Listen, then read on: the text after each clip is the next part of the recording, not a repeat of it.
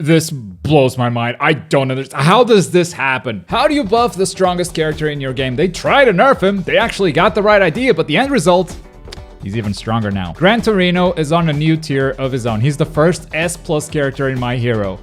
Well, at least Endeavor got nerfed. What's up, my lovely bushes? My name's Globku, and My Hero 1's Justice 2 just got patched, and we're gonna walk you through the character buffs and nerfs. I'll be skipping some of the characters because at first glance it doesn't seem like they changed much. We're not gonna spend a lot of time on them because we got a lot of characters to go through. Starting with the strongest character of them all, Kaioken Clothing. The online store where you can get all this My Hero inspired stuff. You love My Hero, why not wear what you like? If you click the link down below, not only do you get to wear something unique, as all the designs on the website are made by Kaioken Clothing themselves, they're not exclusive to the store, you are also supporting this channel. You can't find that bush mask anywhere else. When you decide what you want to buy, make sure to enter promo code Globku at checkout. You'll get a 10% discount with free shipping worldwide on top of that. Thank you Kaioken Clothing for sponsoring this video. I'll also be live on Twitch checking out the patch and playing some matches, as a lot of these changes aren't obvious at first. So if you'd like to join me for that, follow me on Twitch, link also down below. First up is Uranaka, who is unfortunately no longer an S tier. The patch notes only mention Quirk 4, which is this unblockable on the ground and this floater in the air.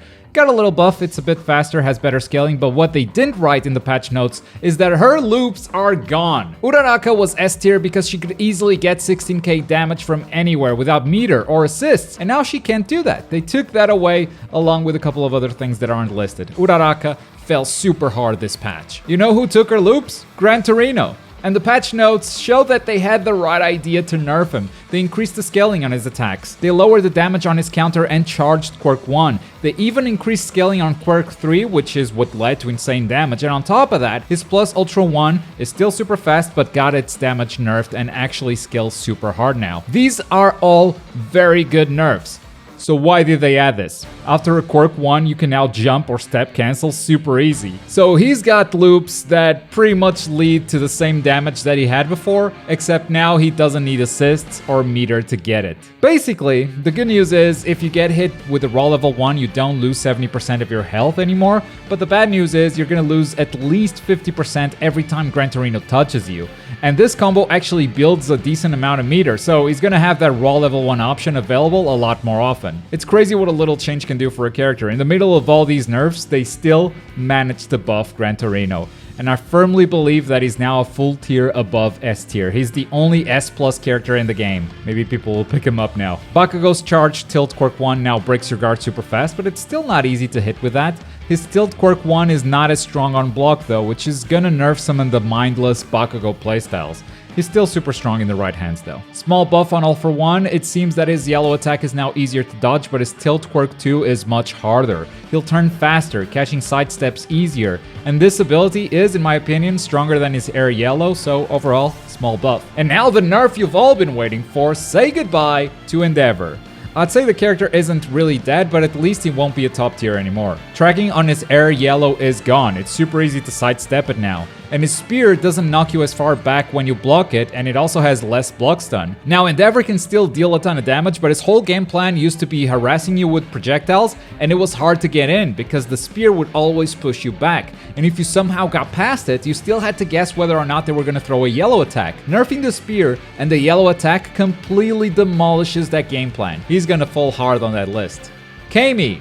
They fixed her. No more scaling bug. You can actually play Kami and not die. Nothing else changed. She's still strong. People just dropped her because of the bug, so good news. You can pick her up again. She's fixed. Next up, Orca. I'm gonna be honest, I don't know how to play Orca. He got a full page of patch notes, and they mostly seem like buffs. I just don't know how good they are. I'd probably have to spend a full day learning this character. Orca buffs, read them if you're an Orca main. This seems like a big deal, although I see that his Tilt Quirk 1 does have more scaling, and that was his main damage tool, so I'm guessing you're gonna need some new routes. Fat Gum got a good buff to his first quirk, and now moves further, becomes armored faster, and you can now combo into a counter attack as well as a Tilt Quirk 1. This will give Fat Gum a very necessary damage buff, but they nerfed the crap out of Slim Gum by taking his loops away, so this character still seems super weak. They did fix his control type, changing during the transformation, which to me is a very big deal. 100% Deku, they nerfed the crap out of this character. First of all, his projectiles don't track vertically, so you can now jump over them a lot easier. Some of his quirks are now slower to start up, making them easier to dodge. He's also got a damage nerf. 100% is now officially the worst Deku in the game. I actually thought the character was alright, but they nerfed the crap out of him. His assist is really good now though, but we'll talk about it later.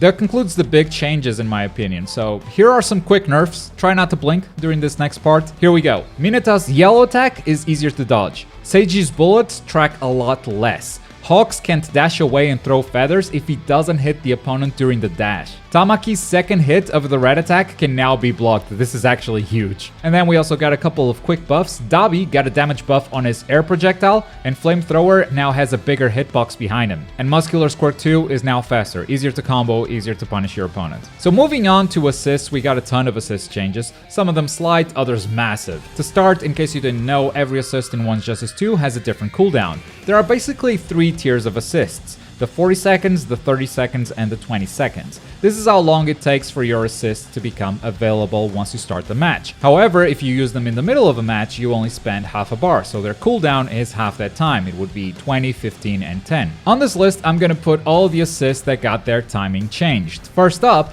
Bakugo is now faster, Todoroki will follow him, and Nejire too, but they nerfed Nejire's assist tracking. To take their places, Rappa has increased cooldown, and so has All Might, but his assist got super buff, with better tracking mid-air, more hits, more damage overall, and more movement distance on the ground. Going from 30 seconds down to 20, we have both Kirishima and Toga, and Shoot Style is gonna have his cooldown increased to 30 seconds, but his assist now has better tracking while his damage got nerfed in the air. Other than that, many assists received adjustments without affecting their cooldowns.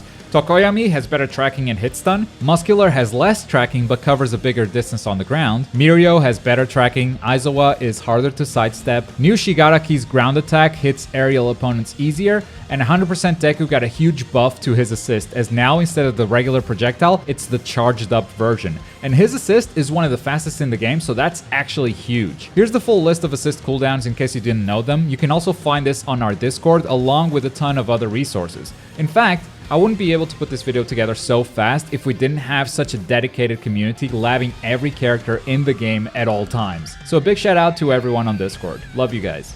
Sometimes. The patch also brought us photo mode, rematch in casual matches, and of course Mei Hatsume will be available soon. We'll be back tomorrow with the Mei DLC. I heard her assist is stupidly good, so at the very least I'm excited for that. If you want to watch Mei early, make sure to follow me on Twitch. I'll be streaming her as soon as she's out. And don't forget to check out Kaioken Clothing, code Globku for 10% off with free shipping. Did your main get buff or did your main get nerfed? Let me know how the patch has hit you personally in the comments down below. And as always, thank you very much for watching. My name's Globku, and I'll see you next time. Bye.